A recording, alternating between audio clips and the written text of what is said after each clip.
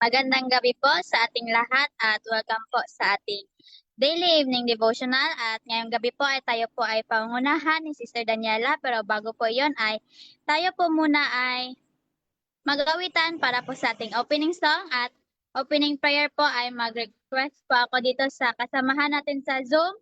Brother Rob, may you lead our opening prayer? Yes, pa. Thank you, Brother Rob. Then, after po ng opening prayer ni Brother Rob, ay makain na po tayo ng mensahe from Sister Daniela at pagkatapos po nun ay insights po or karagdagan at pagkatapos po nun ay mag-proceed na po tayo na sa ating closing song at closing prayer po. At yun naman po at magandang gabi.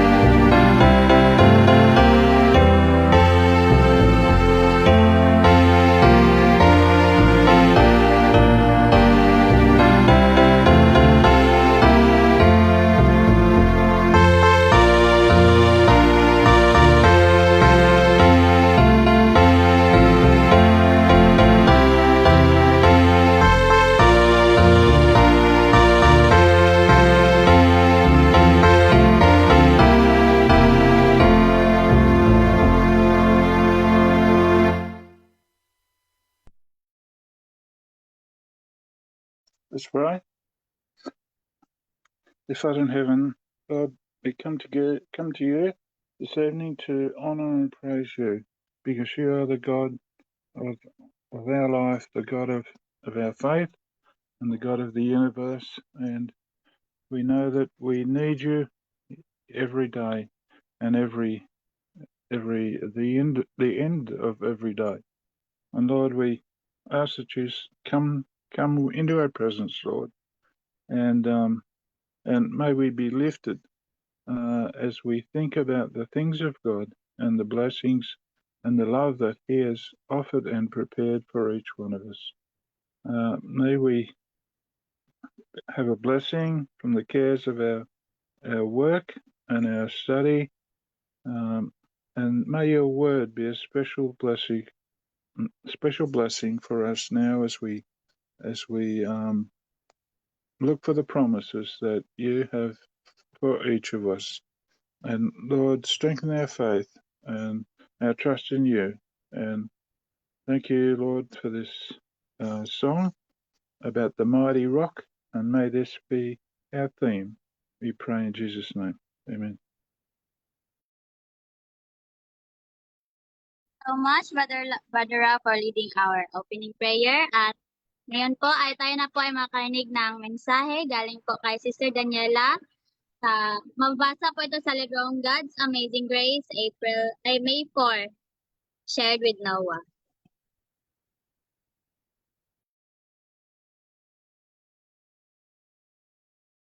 Ayan, so mapagpalang gabi po sa ating lahat and welcome na muli sa ating daily evening devotional.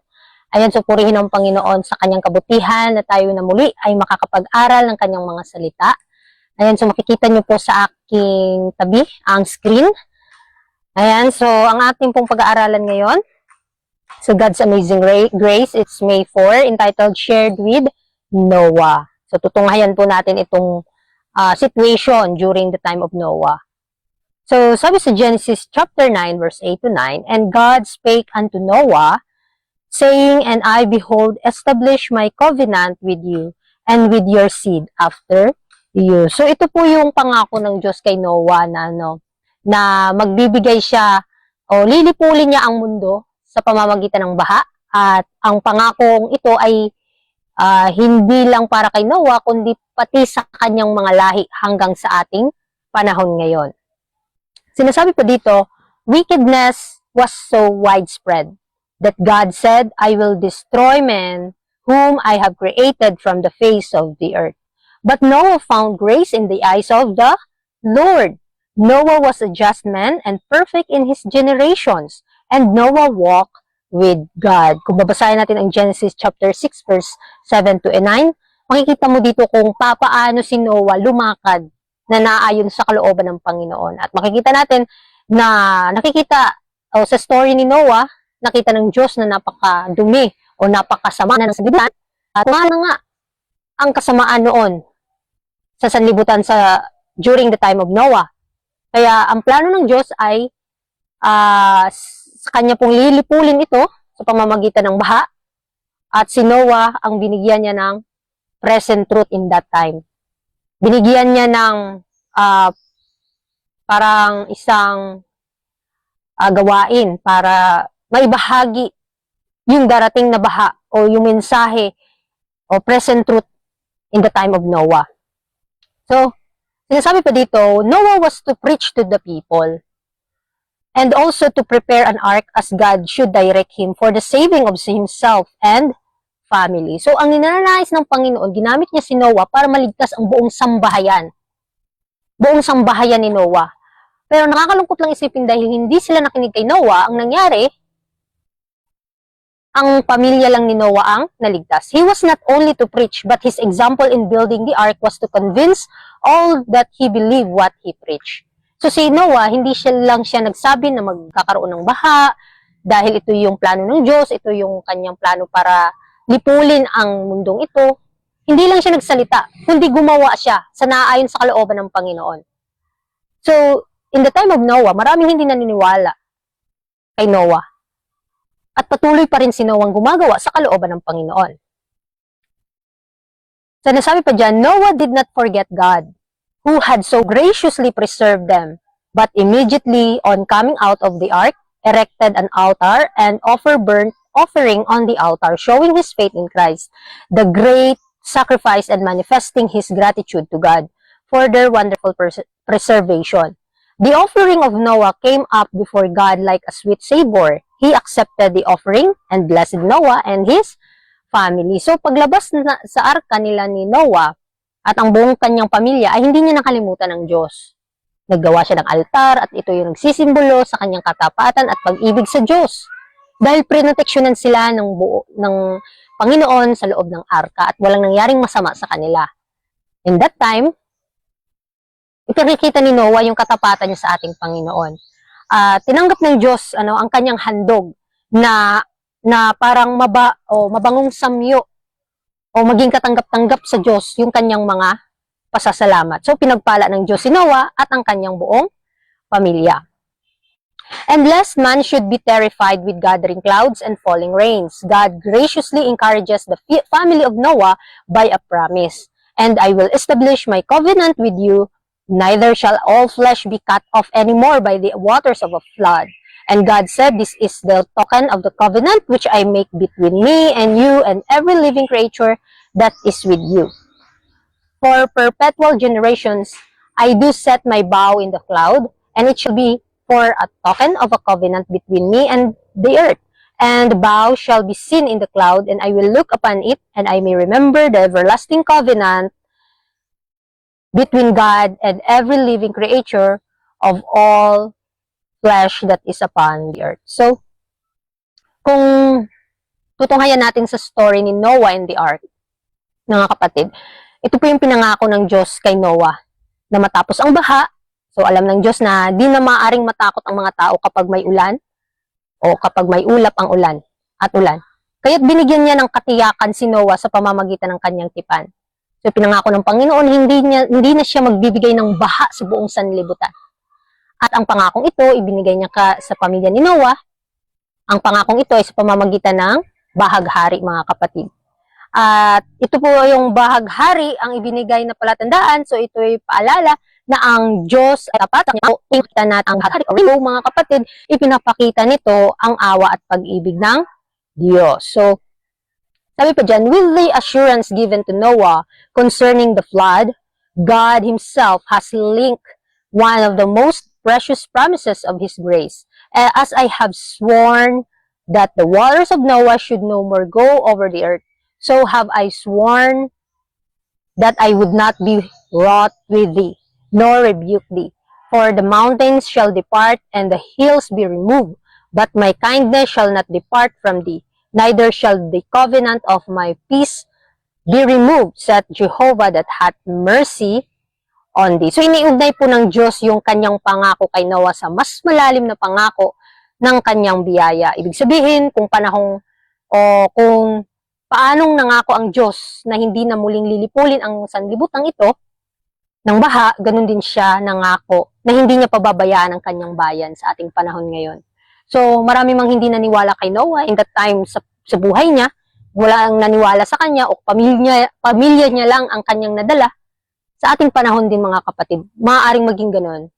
Magiging kagaya din sa panahon ni Noah, sa panahon ni Lot, na halos yung mga kasambahayan mo, mga kaibigan mo, mga ka-churchmate mo, ay hindi maniniwala sa'yo.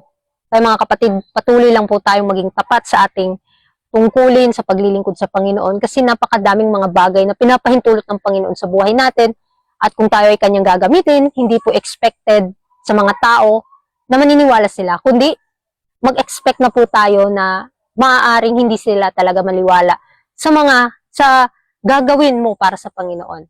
Kaya mga kapatid, maraming salamat po sa inyong pagsusubaybay, sa inyong pakikinig sa ating daily evening devotional o sa ating topic ngayon.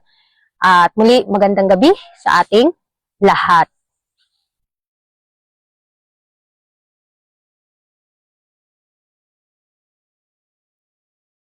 Yan, maraming salamat po, Sister Daniela, sa inyong napakagandang mensahe. At open po ngayon ang ating insight or may karagdagan man. So, sa topic natin ngayong devotional, no, is, di ba patungkol to kay Noah? Si Noah yung, siya di ba yung inutusan ng Panginoon na naggumawa ng arka kasi nga, sinabi nga kanina na, na yung mundo, napakasama na ng mga tao, pero si Noah is, siya yung,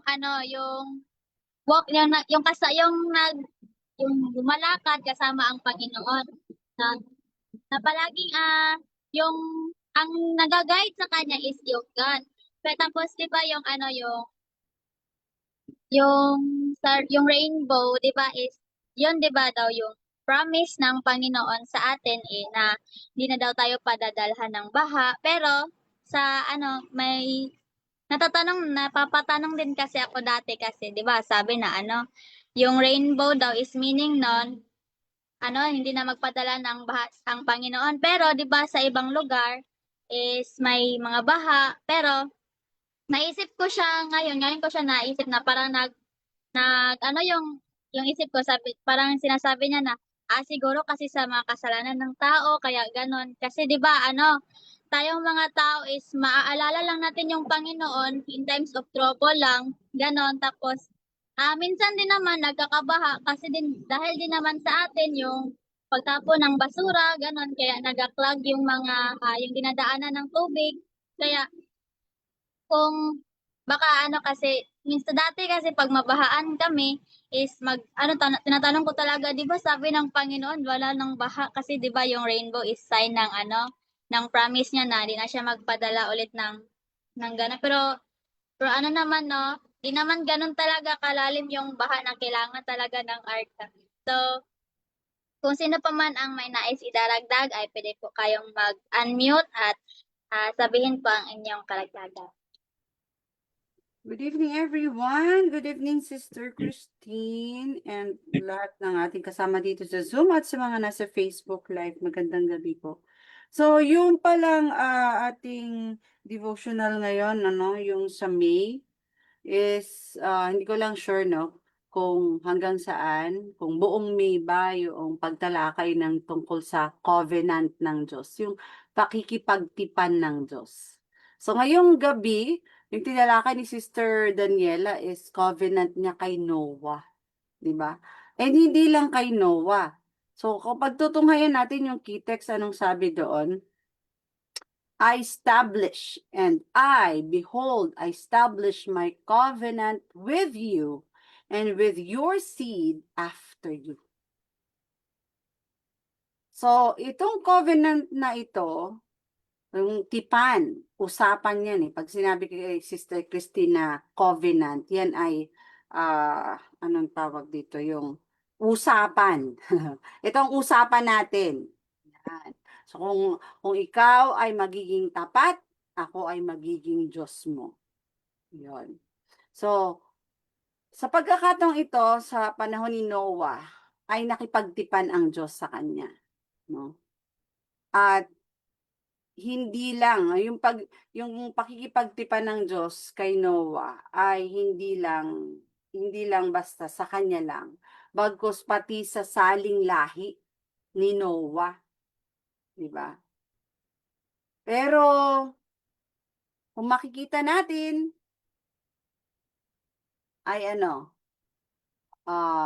sa panahon ni Noah ay winasak ng Diyos ang sangkatauhan. Di ba? May tipanan sila ni Noah. Pero during Noah's time ay dito rin nawasak ang sanlibutan sa pamamagitan ng baha.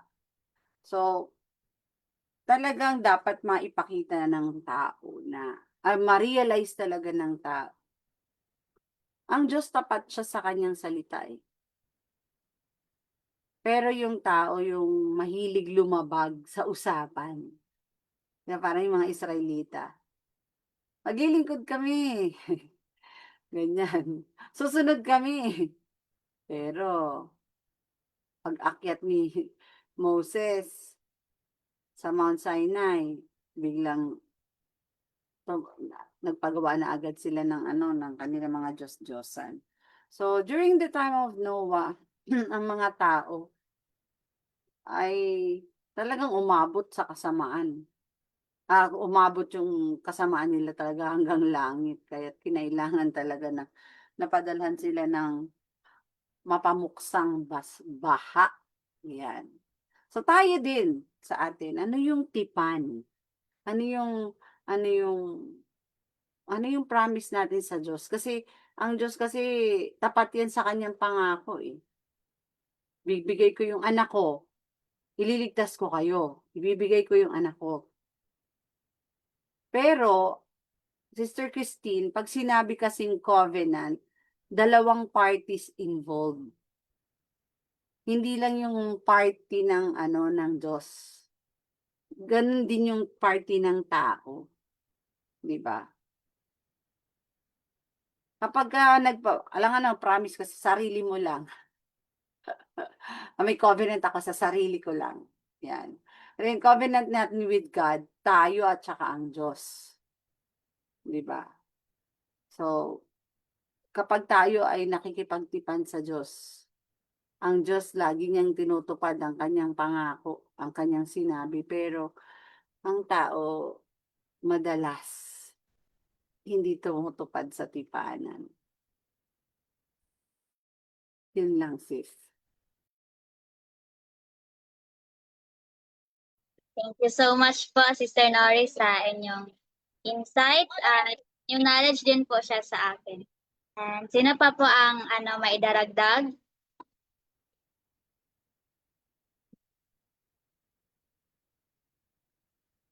Yeah, good evening. It's Brother Rob here.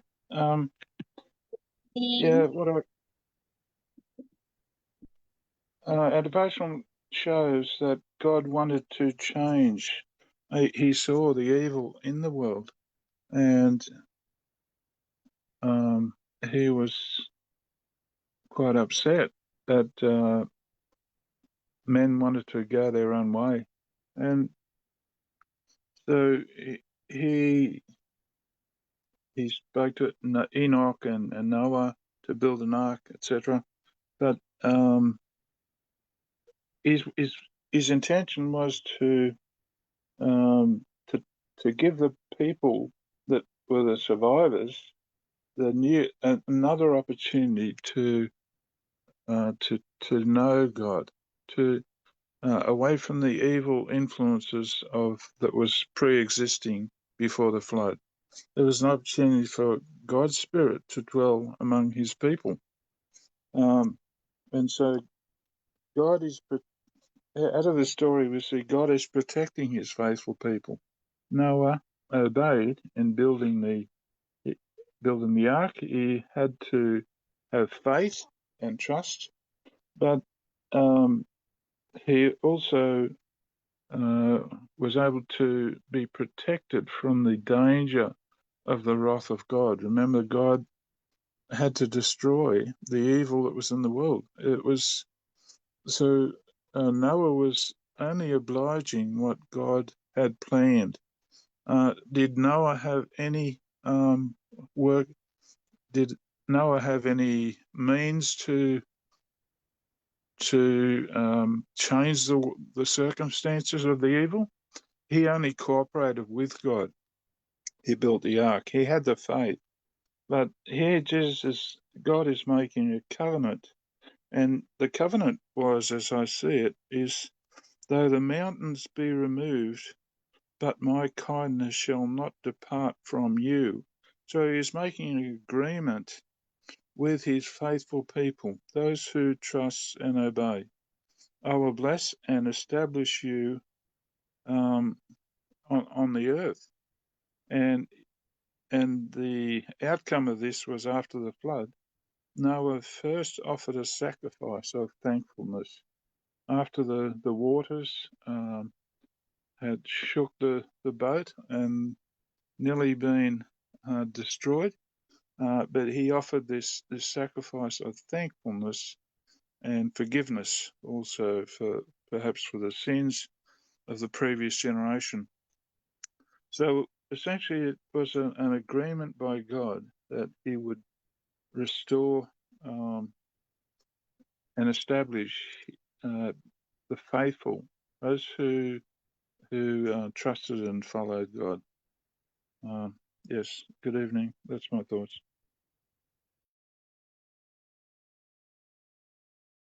Thank you so much, Brother Rob. So, tama po yung sinabi ni Brother Rob na if we trust and obey God, God will always be there to protect us. So, yun po. Yung sinasabi din po kasi sa devotional natin ngayon is kapag mag-preach tayo, is hindi naman talaga lahat ng tao is maniniwala or gagawin yung sinasabi natin. Pero di meaning nun na ma-discourage tayo, kundi dapat isipin natin yung si Noah na di ba kahit yung pamilya niya lang di ba talaga yung nadala niya sa ark, di ba no? At saka yung mga hayop. Pero sige, family niya lang po talaga yung nadala niya sa ark. Yung ibang sinasabihan niya is hindi po naniwala sa kanya. So, ah tapos dapat kasi yung taga saan nga si Jonas nagpunta. Yung 'di ba yung pinuntahan ni Jonas is dapat ganun yung mindset natin na kapag pag may sinabi sa atin na at which is true naman is dapat magbago tayo or maniwala tayo. And so ito po yung pinipoint ko pa is pag mag pag pag mag-preach po tayo or may sasabihin po tayo sa lalo na sa mga kaibigan natin or sa tao na hindi natin niya kilala, pag maniwala sila, then thank the Lord. If hindi naman, siyempre ipag-pray natin na sana dadating yung panahon na malalaman ay na-touch ng Panginoon yung heart niya na dapat na susunod siya sa Panginoon. Huwag po tayong ma-discourage. Ito po. So kung ay sino pa po ang may daragdag? So kung wala na po, pwede na po tayong mag-proceed sa ating closing song at closing prayer po. Sino po si Tekno po?